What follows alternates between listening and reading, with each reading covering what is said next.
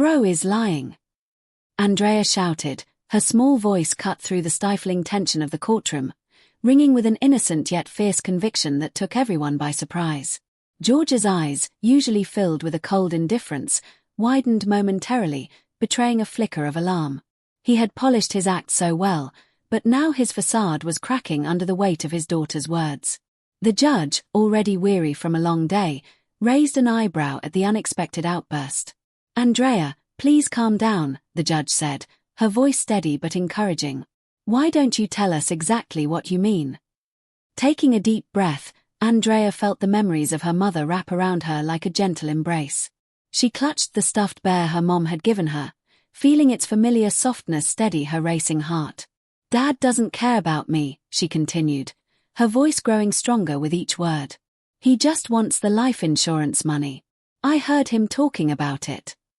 The courtroom fell into a hushed silence. Andrea's declaration hung heavy in the air, sending a ripple of shock through the audience. Faces turned with mixture of curiosity and disbelief. George's expression transformed from shock to fury. "That's absurd. Your Honor," he addressed the judge with a rising voice. "She doesn't know what she's saying. She's just a child." "Children can be quite perceptive, Mr. George," the judge interjected, her tone sharp. She turned to Andrea, her gaze inviting and warm. "Could you please tell this court what you heard?" Andrea swallowed, her throat dry but her resolve unwavering. "I heard him say he needed to get rid of Mom. That it was the only way to get the money." She paused, searching for the right words to frame her fear and sadness into something tangible. "He said I was just a problem to him too."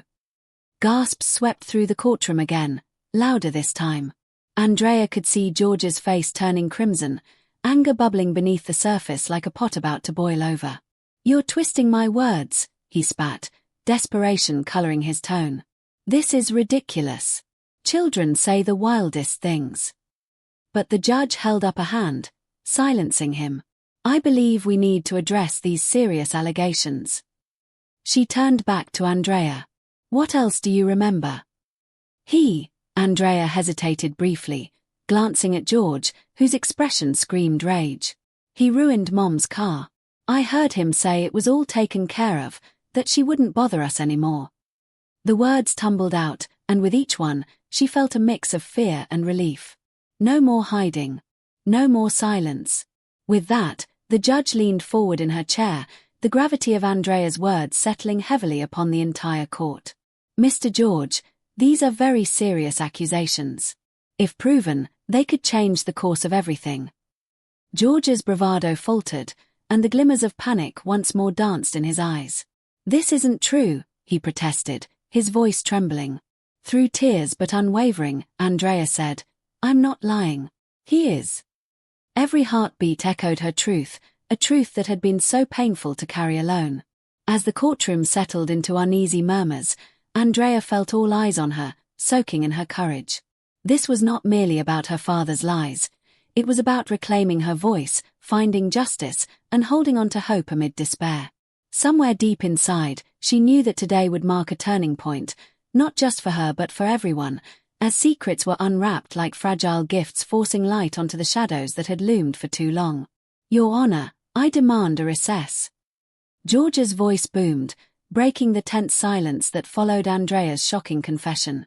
The judge, however, remained unfazed, her eyes fixed on the little girl who had laid bare the sad truth, the lifeblood of their courtroom drama. "No recess," the judge said, her tone firm. "Mr. George, this is about your daughter." Andrea could feel the weight of the courtroom press against her, every gaze now a spotlight shining on her with overwhelming attention.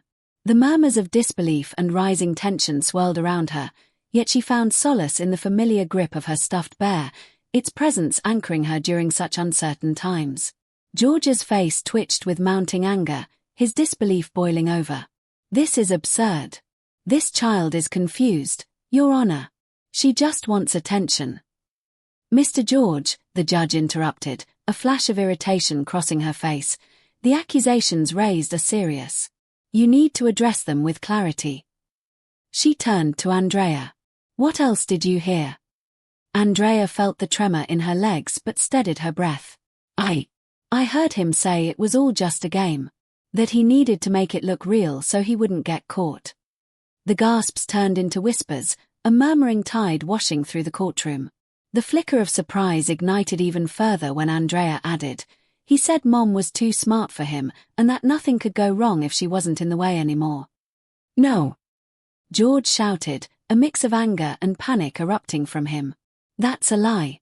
You're just a little girl who doesn't know what she's saying." He looked desperate, cornered by his own hubris, but also realizing that his lies were unraveling. "Mr. George, please refrain from interrupting," the judge warned. "We will address these claims and the validity of your parenting, but first, I need to understand exactly what you witnessed, Andrea."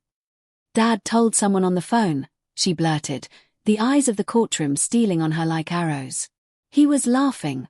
He said it wouldn't take much for Mom to just disappear." George's fists clenched, the color draining from his face. "Enough. This is outrageous."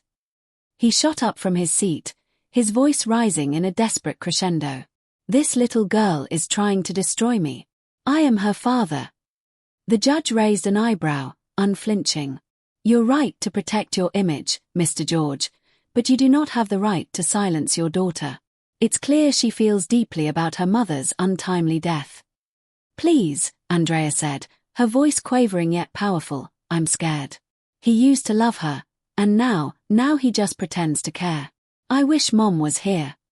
Tears streamed down her cheeks, her small frame shaking with the weight of her words. The judge softened, her expression becoming empathetic. "We will consider all evidence here, and Andrea, it's clear you've shown great courage today." She glanced at a court officer, indicating for him to take George aside. "You will need to cease your outbursts, Mr. George, or you will be held in contempt of court." As George was led away for a moment, Andrea felt a rush of adrenaline. This was her chance, her opening to expose him further. She turned to the judge, her heart pounding. "He's planning something. I know he is. He'll do anything to keep the money. I heard him say so. Can't you see? It's all about that." The judge glanced at George, who was still being led away, tension simmering at the back of the courtroom. She nodded, processing her words. "We will ensure that further investigation is done." In that moment, the courtroom door creaked open, and a new figure entered, a woman in a dark suit with a sharp look that immediately caught everyone's attention. She approached the judge and, whispering urgently, handed her a manila envelope. Andrea squinted, curiosity igniting within her. The judge opened the envelope, and her eyes widened. "Thank you," she murmured, her voice low but clear. George returned to the room, anger etched on his features, and the judge took a deep breath. "Before we proceed, I have new information that has come to light." She glanced at the envelope again. Evidence that requires immediate attention. Andrea's pulse raced. Could this be the twist they needed? The truth laid bare at last. "Mr. George," the judge began, her tone brooking no opposition, "I'm afraid your actions will be under intense scrutiny, and it doesn't seem in your favor." "I didn't do anything," he shouted defiantly, but the authority of the courtroom echoed louder. "Didn't do anything," the judge echoed. "Then explain this." She fanned out the papers from the envelope, and the courtroom filled with a collective gasp as murmurs erupted again. George's face blanched as the judge read the excerpts aloud, documents detailing bank transactions, evidence clearly mapping out payments made shortly before Sarah's accident. "We have substantial proof that raises serious questions regarding your motives, Mr. George." Each word struck like a hammer, and Andrea felt a surge of both anxiety and hope. This could change everything. But before the courtroom could process the shocking implications of what was unfolding, George's stoic mask shattered. "You don't know what you're messing with," he bellowed. "I'm her father. You can't take her from me." "Enough," the judge commanded, slamming her gavel down. "This is not about who can shout the loudest, Mr. George. This is about what's best for your daughter." With that, the atmosphere thickened, each breath pulling them closer to the inevitable confrontation. Would truth prevail, or was George planning something more sinister to secure his hold over Andrea? As tension crackled, Andrea knew one thing for certain. This battle was just beginning, and she was determined to fight for the love her mother had left behind, whatever it took. Your Honor, I demand that, George's voice cut off as the judge raised her hand, silencing him with the authority that had gripped the courtroom. I will not tolerate any more outbursts, she warned, glancing at Andrea, who sat wide-eyed, her heart pounding with a mix of fear and fierce resolve. The judge held the envelope tightly, papers fluttering as she prepared to continue reading from the evidence that had just surfaced. What you fail to understand, Mr. George, the judge began, looking straight into his eyes, is that your threats no longer hold any power here. George grimaced, his expression twisting with rage, the embarrassment of being exposed mixing with a simmering rage that seemed ready to explode. You can't pin anything on me. My daughter is confused, and you're listening to a child. But the judge wasn't swayed. Child or not, Andrea has shown tremendous courage. Evidence has surfaced that contradicts your claims and implicates you in actions that could lead to grave consequences. The courtroom buzzed with tension, murmurs rising like a tide as the gravity of the situation began sinking in. Even the bailiff seemed unnerved, glancing around as if expecting something dramatic to unfold. Your Honor, there must be a mistake. George shouted, desperation lacing his voice. But the judge ignored him, rifling through the documents with focused precision. Andrea, the judge called gently, do you recognize this? She held up a photograph and turned it toward Andrea. In the photo, a car lay mangled, steam billowing from its hood, a scene identical to the one that had taken her mother from her. Do you recognize it? Yes, Andrea whispered, fear creeping into her voice. That's Mom's car. Do you know who was there that night? The judge pressed, her gaze unwavering. I saw Dad, Andrea answered hesitantly. She could feel George's eyes bore into her, filled with rage and terror. He stepped forward, attempting to interject, but the judge waved him back. Mr. George, I will have you escorted from this courtroom if you don't control yourself, she warned. George clenched his jaw, but remained silent. I need you to be brave, Andrea, the judge said, her voice filled with empathy. If you can, I want you to tell us the last thing you remember before the accident. Andrea took a deep breath, unearthing memories that had lain buried in darkness. We were driving home. Mom was laughing, and then, Dad was angry. He kept raising his voice, she began, her voice gaining strength. Then there was a loud crash, and everything went black. The courtroom held its breath, every person present leaned in, hanging on her words. I woke up in the hospital. Dad told me Mom was gone. Gone, George scoffed, but the judge silenced him with a sharp glare. Do you recognize this person? The judge presented another photograph. It was a surveillance image of a man lurking outside the parking lot of the cafe where Andrea and her mom had been earlier that evening. Yes. Andrea gasped. That's the man who followed us that night. I told Dad, but he said I was imagining things. Because this man, the judge continued, is tied to a network of individuals who target certain families for monetary gain. Your father's financial transactions suggest he was involved with this man before your mother's accident. In recent weeks, hundreds of thousands of dollars were transferred between their accounts, in your mother's name. The audience erupted into chaotic whispers as Andrea's heart raced, the implications washing over her like a tidal wave. Your Honor, George finally yelled, the rage ripping through him. This is all lies. I'm being framed by my own daughter.